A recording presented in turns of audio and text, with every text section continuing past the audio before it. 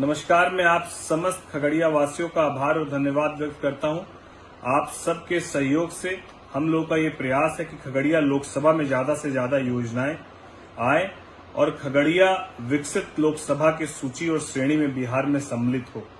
इसी कड़ी में जहां कई योजनाएं खगड़िया को स्वीकृति मिली, उसी कड़ी में रेलवे ओवर ब्रिजेस जो है आरओबी के निर्माण की मांग कई जगहों पर खगड़िया के लोगों ने कई बार मेरे समक्ष रखा और मैंने महसूस भी किया कि कुछ जगहों पर आरओबी का निर्माण अति आवश्यक है, जिसमें सबसे पहले हम लोगों को जो मथुरापुर में पश्चिमी मथुरापुर के केबिन डाला के पास हम लोग को स्वीकृति मिली और अब वो टेंडर प्रक्रिया में है।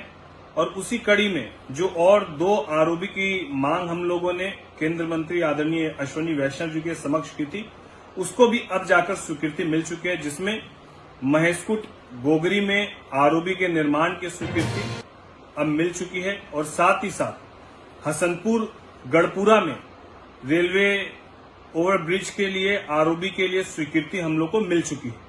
ये एक सुखद है कि 3 आरओबी की स्वीकृति हमको मिल चुकी है, जिसमें 1 आरओबी की स्वीकृति पहले और 2 आरओबी की स्वीकृति और केंद्र सरकार से मिलने का काम हुआ है। और साथ ही साथ हमारे खगड़िया स्टेशन पर टेम्पो स्टैंड के पास फुट ओवर ब्रिज की भी स्वीकृति हम लोग को मिल चुकी है, जिसका निर्माण कार्य भी अब जल्दी शुरू होगा।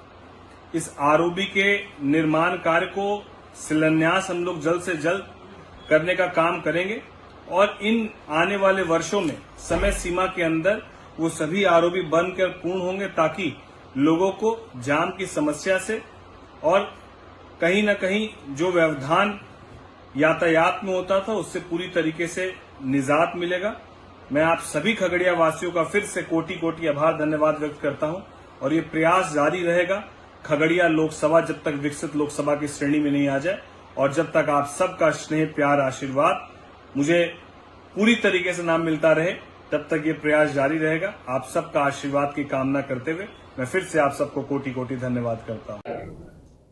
1 करोड़ से ऊपर लोग, एक इंडिपेंडेंट बॉडी बिठाई गई है जो सर्वे के मैकेनिज्म के बारे में निष्पक्ष जांच करे और बताए कि ये सर्वे अच्छा है कि नहीं।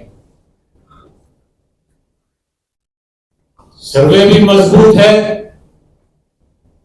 मतलब एक्सरे से जो इलाज की बात करेंगे वो भी सही इलाज की बात हो।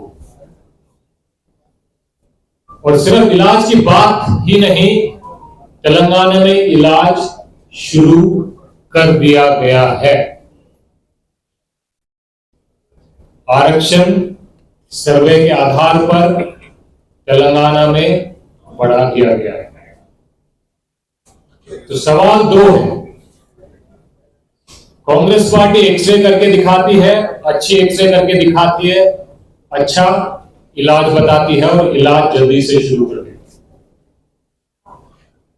तो जहां डबल इंजन की सरकार है वहां एक्सरे भी क्यों ठीक ठाक नहीं हो पा रहा, इलाज की बातें क्यों हो रही हैं, गोल गोल क्यों घुमाया जा रहा है, और डबल इंजन की सरकार रहने के बावजूद डबल मेहनत से चीजों को, इलाज को रोका क्यों जा रहा है। ये सवाल हम आपके माध्यम से जनता से पूछना चाहते हैं।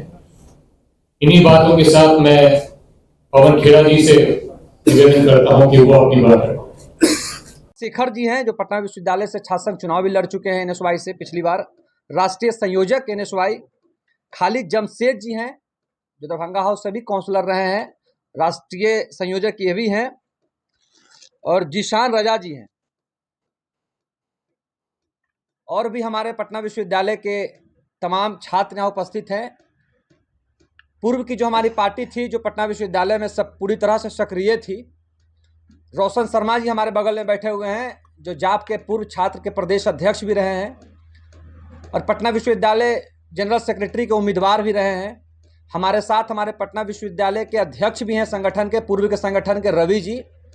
हमारे साथ नीतीश सिंह जी हैं। प्रेस वार्ता का आयोजन इसलिए किया गया है कि हम आप प्रेस के माध्यम से बिहार के कोने कोने में बैठे सामाजिक न्याय के लोग, लोकतंत्र बचाने के लिए जो लड़ाई राहुल गांधी जी लड़ रहे हैं, संविधान बचाने की जो लड़ाई लड़ रहे हैं, उसको पुनर्स्थापित हम लोग पटना विश्वविद्यालय और बिहार में करें।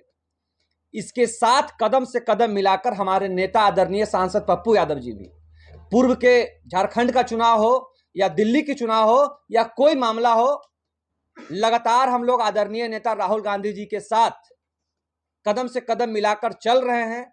इसी कड़ी में पटना विश्वविद्यालय का चुनाव भी आया है। इस चुनाव में हम लोगों ने तय किया है कि पटना विश्वविद्यालय में एनएसवाई के जो भी उम्मीदवार हैं, पांचों पैनल और जितने भी काउंसलर हैं, उन सभी का समर्थन करने के लिए हम लोग आज ये संयुक्त प्रेस वार्ता बुलाए हैं। हमारे नेता आदरणीय सांसद पप्पू यादव जी का साफ निर्देश है कि बिहार के कोने कोने में जो लोग बैठे हुए हैं, हमारे जो छात्र परिषद के वर्कर हैं, हमारे जो पार्टी के वर्कर हैं, साफ हमारे नेता का निर्देश है कि पटना विश्वविद्यालय छात्र संघ चुनाव में लोकतंत्र को बचाने के लिए, संविधान को बचाने के लिए और बेहतर पटना विश्वविद्यालय बनाने की जो मुहिम एनएसवाई ने, आदरणीय राहुल गांधी जी ने छेड़ी है, उस मुहिम के साथ हमारे नेता आदरणीय पप्पू यादव जी और तमाम छात्र परिषद के साथी मजबूती से खड़े हैं। मैं भी पटना विश्वविद्यालय छात्र संघ का अध्यक्ष रहा हूं। इस नाते हम तमाम पटना विश्वविद्यालय के जो परिवार हैं, वो एनएसवाई के कैंडिडेट को पूर्ण समर्थन हम लोग देते हैं। पांचों सीट पे एनएसवाई के पैनल की जीत होगी। हम लोग पांचों सीट पे पूरी मजबूती से। तो कृष्ण है, गरीबों के भगवान है। उनका सवेरे फोन किए कि कहाँ है सुदामा हमारे किराया केदार, हमकी हजूर होती। तो उनको मन था मकई की रोटी और बथुआ का साग, तो मकई की रोटी बथुआ का साग बनाए, अपने घर से बना के और लाए, और मकई की रोटी और बथुआ का साग लालू बाबू को दिए हैं। और लालू जी बहुत बड़ी प्रेम से ले लिए। हमको तो इतना खुशी है जिसका ठिकाना नहीं है। आज तो हम अपने आप को गर्व महसूस कर रहे हैं कि सुदामा के हाथ से आई कृष्ण भगवान आई मकई की रोटी और बथुआ के साग खाए हैं। हम बड़ी खुश हैं, प्रेम से बनाए थे और प्रेम से उनको दिए हैं। तो हमको यही खुशी होती है कि जब जब जाते हैं कुछ न कुछ हमको आज्ञा होता है, तो मैं आज्ञा का पालन करता हूँ, क्योंकि हमारे तो कृष्ण है और उनका सुदामा हूँ।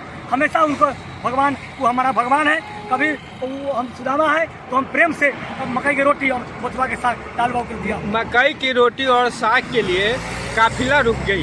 काफिला रुका, चूंकि कृष्ण भगवान है तो सुदामा के लिए तो रुकना पड़ेगा ना। सुदामा के छोड़ कैसे जा सकते हैं लालू बाबू? इससे लालू बाबू का पसंदीदा चीज़ था, और सवेरे उनको आदेश हो गया कि लिट्टी आदि मकई की रोटी और साग तो मैं बना के हाजिर था और लालू बाबू को दे दिए। लालू बाबू खाएंगे और तब कहेंगे कि केदार जी के हाथ से हम मकई की रोटी और साग खाए हैं। केदार यादव, हाजीपुर, वैशाली। देखिए, नीतीश जी की जो हरकत है या जो उनकी भाव भंगिमा है, जो उनके वक्तव्य हैं, इसको लेकर मैं ज़्यादातर पिछले 2-2.5 साल में मैंने कोई वक्तव्य दिया नहीं। सबसे पहले नीतीश जी के स्वास्थ्य को लेकर टीका टिप्पणी उन्हीं के सहयोगी भाजपा के सुशील कुमार मोदी जी ने शुरू की। नवंबर 2023 में पहली बार सुशील मोदी जी ने कहा कि लगता है कि नीतीश जी गंभीर मानसिक रोग से पीड़ित हैं। उसके बाद से बिहार के करीब सभी नेताओं ने उनके स्वास्थ्य पर टीका टिप्पणी की है। मैंने कभी टिप्पणी नहीं की थी जनवरी तक, लेकिन जनवरी में जब बीपीएससी का आंदोलन चल रहा था, अधिकारियों से या व्यवस्था से हम लोग की बातचीत चल रही थी, तब मुझे इस बात का अधिकारियों के माध्यम से भी फिर से ज्ञान हुआ, समझ आई कि नीतीश जी की मानसिक हालत दिनों दिन इतनी खराब हो गई है कि उनको ज्यादातर विषयों की समझ ही नहीं है, कोई उनको पता ही नहीं चल रहा है कि राज्य में हो क्या रहा है। तब मैंने ये कहा है कि बिहार में अगर कोई सिपाही भी नियुक्त होता है तो उसका मेडिकल जांच होता है। कोई भी नौकरी, अगर आप पत्रकार हैं, अगर आप मानसिक तौर पर स्वस्थ नहीं है तो आपको पत्रकारिता की अनुमति नहीं दी जाएगी।